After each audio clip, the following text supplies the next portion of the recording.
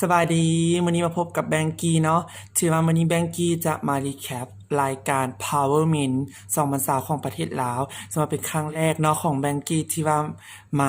มารีแคปซึ่งว่าเป็นครั้งน้ำอิฐก็บ่เคยรีแคปจากเทื่อแต่ว่าอยากจะรีแคปจังไรก็อย่าลืมกดติดตามแล้วก็กดไลค์กดแชร์ให้กับแบงกี้แน่อันไหนที่แบบบ่คักบ่แน่ก็สามารถให้คำติชมแล้วก็คอมเมนต์ได้เนาะซึ่งว่าจะเอาไปปรับปรุงไปทอดทอนบทเรียนเพื่อให้ครั้งต่อไปนั้นดีขึ้นซึ่งว่ารายการ Power Min นั้นเป็นรายการหนึ่งของลาวเนาะซึ่งว่าเป็นโครงการประกวดค้นหาหนุ่มหล่อแล้วก็หนุ่มที่มีบุคลิกภาพที่ดีมี power ในตัวเองเนาะนั่นก็คือซึ่งว่าได้มีการคัดเลือกมีการสมัครมาแล้วและตอนนี้ได้หนุ่มๆที่เข้ารอบ40คนสุดท้ายแล้วเนาะและแบงกี้จะมาแล้วก็จะมารีแคปสำหรับท็อป15สำหรับแบงกี้เองว่าแบงกี้มีความคิดจังไดเกี่ยวกับ15คนนี้เนาะที่ว่าแบงกี้ได้จัดมาเป็นท็อป15สำหรับตัวแบงกี้เองแล้วก็คิดว่าผู้ใดที่ว่ามีความโดดเด่นแล้วก็สายแววในเวทีนี้เนาะอันก็นื่นเมิดแบงกี้ขอเว้าก่อนว่าสิ่งที่แบงกี้ได้ข้อมูลมานั่นก็คือได้มาจากเพจของ Power Min แล้วก็เพจอีกเพจนึงก็คือ River Studio เนาะที่ว่าเป็นคนถ่ายรูปให้กับหนุ่มๆที่เข้าร่วมในการประกวดในครั้งนี้สำหรับแบงกี้ได้มาจากตัวนั้นแบงกี้บ่ได้ไปเคยสัมผัสและบ่ได้เคยเห็นกับเจ้าตัวจริงเลยฉะนั้นอันนี้เป็นการรีแคปที่ว่าได้เห็นจากรูปที่ทางกองนั้นเอาลงเพจและเอาลง Facebook เท่านั้นเนาะอันนี้บ่ได้เบิ่งจากหน้างานอีหยังเลยเนาะตัวนี้เนาะให้ทุกคนเข้าใจนำกันสำหรับสุ่มสากเบอร์12เนาะสุ่มสากสำหรับตัวแบงกี้เอง Power Min นั้นมันก็ถือว่าโอเคแต่ว่าอาจจะยังมีบุคลิกอื่นๆอีกหลายๆอย่างที่ว่าจะสายแววออกมาได้บ่เพราะว่าสมศักดิ์เป็นคนที่ค่อนข้างจะหน้าหวานเนาะหน้าหวานเป็นคนที่หน้าหวานอาจจะต้องได้ปรับบุคลิกเนาะก็ถือว่าจัดอยู่ในท็อป15ของแบงกี้ได้สมศักดิ์เป็นคนที่หน้าหวานสาวๆอาจสิมักเนาะต่อมาเป็นเบอร์6คือกิโต้หนุ่มมาดเข้มเนาะกิโต้หรือว่าคำประสงค์เป็นหนุ่มมาดเข้มคนหนึ่งที่ว่าสามารถใช้งานได้หลายอย่างถ้าหากว่าได้เข้ารอบลึกๆของกองประกวดนี้เป็นคนที่จ่อยสูงเนาะเดินแบบก็ได้ถ่ายโฆษณาต่างๆเนาะชื่อว่าใช้งานได้หลายอย่างของคำประสงค์และก็จะมีเอกลักษณ์เฉพาะตัวที่แบบเป็นโครงหน้าแบบลาวๆก็จะห้องจะในหน้ากามเนาะหน้ายาวอยู่แต่เป็นหน้ากามอาจจะบ่ได้เลียวเนาะบ่ได้เลียวเลยแต่ว่ามีเป็นนุ่มตาสั้นเดียวเนาะตาสั้นเดียวถือว่าโอเคค่อนข้างโอเคเนาะถือว่าถ้าให้จัดเข้าในรอบลึกจัดได้บอกโอเคจัดได้เนาะถือว่าคำประสงค์นี้ถือว่าสามารถจัดเข้าในท็อป5ก็ถือว่าได้เลยเนาะได้สำหรับตัวของแบงกี้เองคิดว่าโอเคอาจจะมีการปรับลุคน้อยนึงอาจจะมีการยิ้มอ่อนๆซึ่งว่าตอนนี้คำประสงค์มีความน่าเคร่งขรึมอยู่ในตอนนี้แต่บ่แน่ใจว่าอาจจะใช้งานกับงานถ่ายโฆษณาต่างๆอื่นอีกไดโบเนาะอันนี้ก็ต้องไปปรับลุคกับกองประกวดเอาอีกครั้งนึงเนาะสำหรับคนที่3ต่อมานั่นก็คือเบอร์22เนาะเบอร์22นั่นก็คือเดดเนาะสำหรับหนุ่มคนนี้แบงกี้บอกได้เลยว่าจัดเข้าในท็อปทีเลยเนาะจัดเข้าในท็อปทีของ Power Min ลาว2020เลยหนุ่มนี้เป็นหนุ่มมาดเข้มดังโมแววตาที่แบบมี empower man มีความมุ่งมั่นเบิ่งแล้วน่าค้นหาสำหรับเดทเบอร์22ชื่อว่าแบงกี้จัดให้เป็นท็อป 3เนาะเป็นท็อป3เนาะสำหรับเดทเดอร์โอเคเดทเนาะ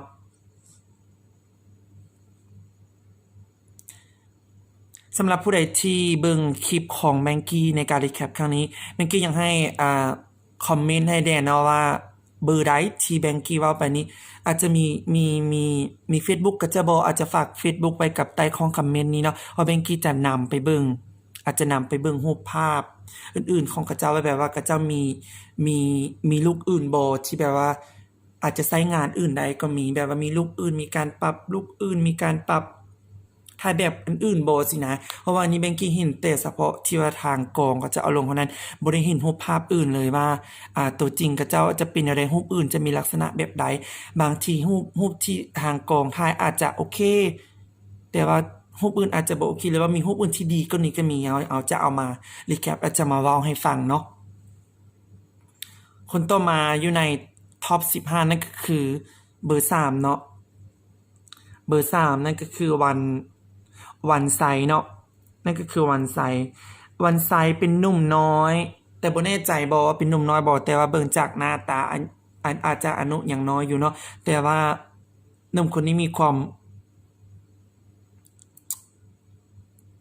เบิ่งแล้วแบบโอเคแต่ว่าสำหรับตัวแบงกี้เองแบงกี้อันยังจะจัดให้เป็นท็อป10อยู่เนาะอาจจะบ่ถึงท็อป5เทื่อตอนนี้จัดให้เป็นท็อป10สำหรับวันสมัยหุ่นได้โอเคน่าผ่านแต่ว่าต้องจับบุคลิกตัวเองให้ได้ว่าตัวเองจะไปในแนวทางใดเนาะสำหรับวันสมัยเบอร์3เด้อและต่อมาเป็นหนุ่มมาดเข้มอีกคนนึงก็คือเบอร์40บุญมีเนาะเบอร์40บุญมีเด้อบุญมีหนุ่มหน้าหล่อเนาะหนุ่มหน้าหล่ออีกคนนึงมาดเข้มสำหรับแบงกี้เองคิดว่าบุญมีอาจจะมีรูปร่างบุคลิกที่โอเคบุญมีอาจจะเป็นคนมักเล่นกีฬาเพราะว่าเบิ่งจากรูปภาพนี้แล้วบุญมีอาจจะมีกล้ามมีแอวมีนอกเนาะแล้วก็บริเวณช่วงเอิกโอเคบางกี้คิดว่าบุญมีเป็นคนที่มักเข้าฟิตเนสเป็นคนที่แบบมักเล่นกีฬาแล้วก็ออกกำลังกายอาจจะมีรูปร่างที่ดีเนาะตัวนี้แบงกี้อาจจะไปนำคืนเกี่ยวกับรูปร่างของแต่ละคนแต่ว่าตอนนี้แบงกี้รีแคปเฉพาะส่วนของรูปที่กองประกวดเอาลงในครั้งล่าสุดเนาะนั่นก็คือหนุ่มบุญมีแบงกี้จัดให้เป็นท็อป10เนาะก็แล้วกันเนาะบุญมีต่อมาเบอร์27จันสมรหนุ่มหน้าหวานเนาะหนุ่มหน้าหวานคนนี้แบงกี้คิดว่าสาวๆหลายคนคือสิถูกใจเนาะเพราะว่าเป็นคนที่ยิ้มมีเอกลักษณ์เฉพาะตัวเนาะมีเอกลักษณ์สาวๆหลายคนที่เบิ่งอาจจะหลงรักหนุ่มคนนี้ได้เลยเนาะสำหรับเบอร์27จันสมรอาจจะใช้งานได้น้อยเนื่องจากหน้าตาที่มีความอ่อนหวานทางกองอาจจะใช้งานได้หน่อยถ้าเป็นถ่ายโฆษณาโบมันอาจจะเลือกงานเนาะถ้าหากว่าเบอร์27ได้แต่ว่าอันนี้แบงกี้ถือว่าเบอร์27จันสมรแบงกี้จัดให้เป็นท็อป10ก็แล้วกันเนาะเดี๋ยวเขาจะมีเบิ่งติดตามผลงานของหนุ่มๆหลายๆคนไปก่อนว่าผู้ใดมีการพัฒนาขึ้นบ่มีการ improve ตัวเองบ่มีการเฮ็ดกิจกรรมกับกองประกวดได้ดีบ่เนาะตัวนี้เราต้องได้เบิ่งต่อไปเนาะหนุ่มคนต่อไปนั่นก็คือเบอร์25ดาวีเนาะดาวีเป็นหนุ่มอีกคนหนึ่งที่หน้าตาดีหน้าตาโอเคเลยเนาะดาวีเบอร์25ดาวีบ่แน่ใจว่าดาวีจะยิ้มแล้วโอเคบ่เพราะว่าดาวีเป็นคนที่ยิ้มอ่อนแล้วรู้สึกว่าโอเคถ้าหากดาวียิ้มเห็นแควบ่แน่ใจว่าดาวีนั้นจะหน้าตาโอเคบ่เนาะบางคนนี่ยิ้มงามแต่ตอนบ่ยิ้มบางคนตอนบ่ยิ้มโอเคแต่ว่าตอนยิ้มนั้นบ่โอเคเลยฉะนั้นเราจะต้องได้เบิ่งหลายๆคนเนาะสำหรับดาวีแบงกี้จัดให้เป็นท็อป5ก็แล้วกันเนาะโอเค ส่วนสูงได้หน้าตาผ่านเนาะบุคลิกผ่าน ต่อมาเบอร์สองก็จะว่าเป็นหนุ่มอีกคนหนึงที่แบบโอเคเนาะเบอร์สองเด้อปัทวีเนาะปัทวีเป็นหนุ่มอีกคนหนึ่งที่แบงกี้คิดว่าสาวๆหลายๆคนนั้นมักอย่างแน่นอนเนาะเพราะว่าปัทวีมีโครงหน้าที่โอเคยิ้มหวานฉะนั้นอาจจะถึกใจสาวๆหลายๆคนสำหรับปัทวีแบงกี้ให้เป็นท็อป10เนาะยังเป็นท็อป10อยู่เนื่องจากว่ายังยังเบิ่งแบบจะใส่งานอีหยังได้บ่น่ะได้หลายบ่สำหรับปัทวีเนาะหนุ่มต่อมาเป็นเบอร์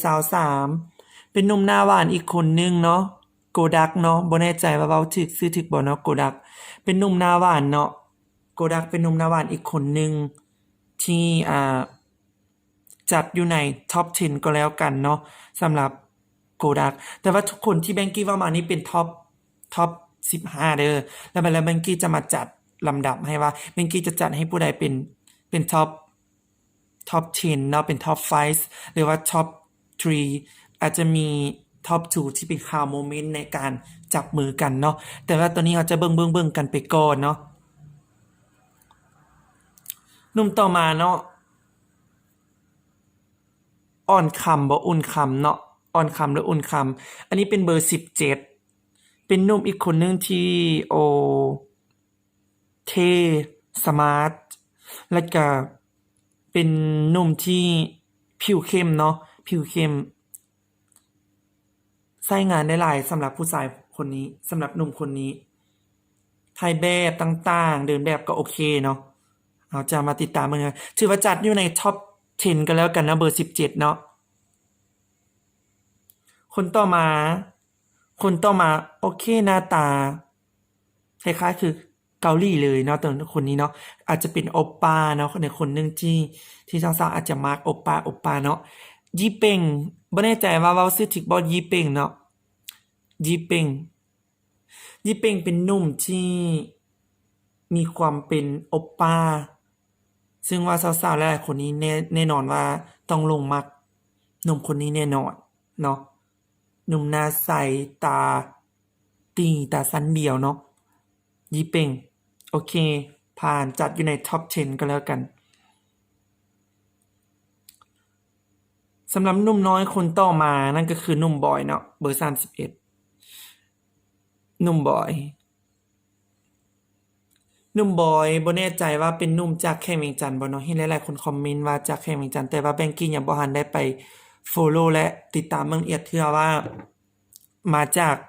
บ้านใดเนาะเดี๋ยวแบงกี้จะไปติดตามให้เพราะว่าแบงกี้เป็นคนแค่เวียงจันทน์คือกันเนาะสำหรับบอยสูงหุ่นได้โอเคใช้งานได้หลายอยู่เนาะสำหรับแบงกี้จะจัดให้เป็นท็อป10สำหรับแบงกี้ก็แล้วกันสำหรับหนุ่มต่อมาเป็นหนุ่มมาดเข้มคิ้วดกหนุ่มมาดเข้มคิ้วดกเนาะหนุ่มสอนใสเนี่ย number 8 number 8เนาะหมายเลข8หนุ่มสอนใสเด้อหนุ่มสอนใสมีบุคลิกที่โอเคหน้าตาโอเคเนาะแต่ว่าน่าจะแข็งๆน้อยนึงเนาะแต่ก็ถ้าเบิ่งรูปอื่นอีกก็แล้วกันนะตัวนี้ก็จัดอยู่ในท็อป10ได้คือกันเนาะสำหรับสอนใสหนุ่มต่อมาเนาะเป็นเบอร์9แบงกี้บ่แน่ใจว่าเราซื้อหยังเนาะเพราะว่าแบงกี้บ่เห็นซื้อแล้วเต็มที่เนาะสำหรับเบอร์9คนนี้เนาะผู้ใดที่รู้จักชื่อเต็มหรือว่า Facebook ฝากคอมเมนต์บอกแบงกี้เด้อเนาะอันนี้เบอร์9เนาะหนุ่มเบอร์9เป็นหนุ่มที่หน้าตาผ่านโอเคเลยแต่หนุ่มคนนี้มีปัญหาเรื่องสายตาน้อยนึงเนื่องจากว่าสายตาบ่ค่อยโดดเด่นตาเศร้าเนาะสำหรับคนนี้เนาะแต่ว่าหุ่นองค์รวมโอเคแบงกี้ให้เป็นท็อป10ก็แล้วกันอีกหนุ่มหนึ่งหนุ่มต่อมาคือเป็นเบอร์19เนาะเบอร์19ซื้อเป็นพงษ์สวรรค์เด้อนี่เด้อเบอร์19เนาะเป็นหนุ่มอีกคนหนึ่งที่หน้าตาโอเคมีความมุ่งมั่น เนาะตัวนี้ก็สามารถจัดอยู่ในท็อป10ได้คือกันเนาะสำหรับเบอร์19เนาะชื่อว่าท็อป15ของมังกี้จากรายการ Power Man ลาวแมนครบแล้วเนาะทั้งหมด15หนุ่มที่แบงกี้ได้เว้ามาเนาะสำหรับแบงกี้เองแบงกี้จะไล่ให้ฟังว่ามีเบอร์เด้ๆเนาะคนน้ำอิดเบอร์12คนที่2เบอร์6คนที่3เบอร์22คนที่4เบอร์3คนที่5เบอร์40คนที่6เบอร์27คนที่7เบอร์25คนที่8เบอร์2คนที่9เบอร์23คนที่10เบอร์17คนที่11เบอร์16คนที่12เบอร์31คนที่13เบอร์8คนที่14เบอร์9และคนสุดท้ายเบอร์19เนาะอันนี้แมนท็อป15แล้ววันนี้แบงกี้จะมาจัดท็อป10ของบรรดา15คนนี้มาแบงกี้มักผู้ใดที่ว่าสามารถแบงกี้คิดว่าสามารถเข้าไปในท็อป10อย่างแน่นอนเนาะในตัวของแบงกี้เองแต่ว่าบ่ได้เกี่ยวข้องกับกรรมการอีหยังเนาะคนแรกคนนำอิฐที่ผ่านเข้าท็อป10แบงกี้ให้เบอร์22หนุ่มเด็ดแน่นอนเลยท็อป10อย่างแน่นอนคนที่2แบงกี้ให้เบอร์25 number 25ดาวีเนาะดาวีท็อป10อีกคนนึงอย่างแน่นอนซัวเลยคนที่3แบงกี้ให้เป็นเบอร์9เนาะเป็นเบอร์9โอเคและคนที่4แบงกี้ให้เป็นหนุ่มบอยเชียร์คนบ้านเดียวกันเนาะแค่มีจันคือกันคนที่4หนุ่มบอยเบอร์31คนที่5บางกี้อยากให้เข้าอีหลีเพราะว่ามันเป็นอ่าเป็นคนเดียวที่มีบุคลิกที่ต่างหมู่เนาะนั่นก็คือหนุ่มยูเป่งบ่ยี่เป่งเนาะเบอร์16หนุ่มโอป้าของเฮาเนาะคนเดียวและคนที่6แบงกี้ให้เป็น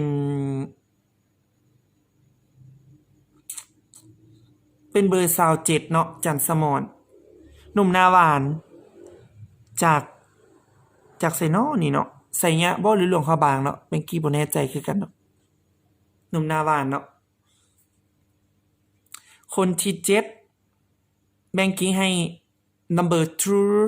2ปัทวีเนาะหนุ่มน้อยมาดเข็ม7คนแล้วคนที่8แบงกี้ให้เป็นเบอร์8เนาะสอนใสเบอร์8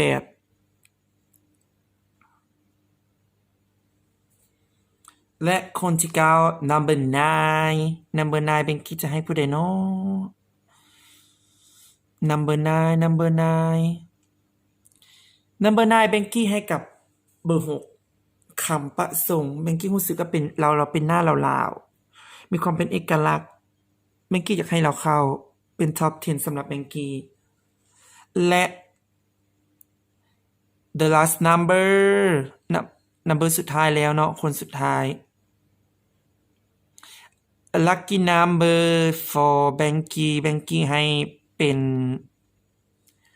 number 19 พงสวรรค์เนาะเบอร์19เนาะเบอร์19นั่นก็คือ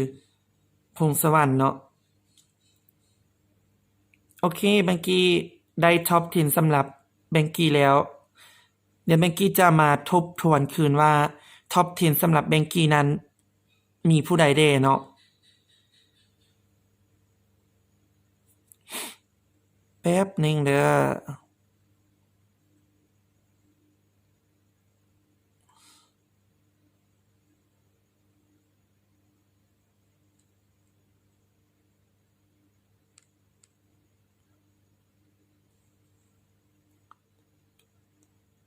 โอเค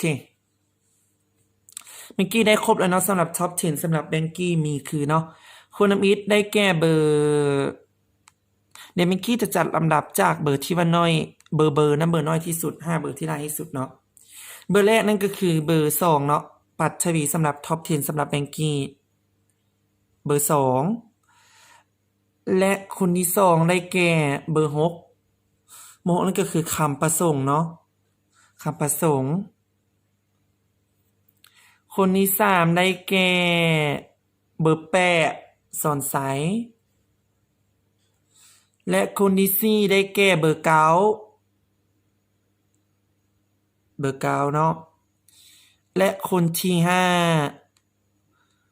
5แบงกี้ให้เบอร์16เด้อเบอร์16ยี่เป่งนุ่มโอปาเนาะต่อมาแมนเบอร์19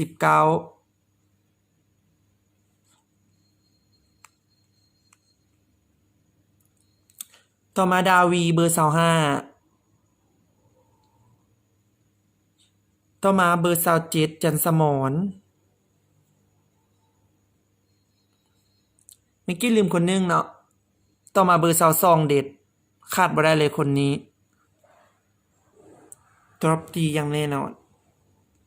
และ The Last One จากแข่งเวียงจันทน์เนาะเบอร์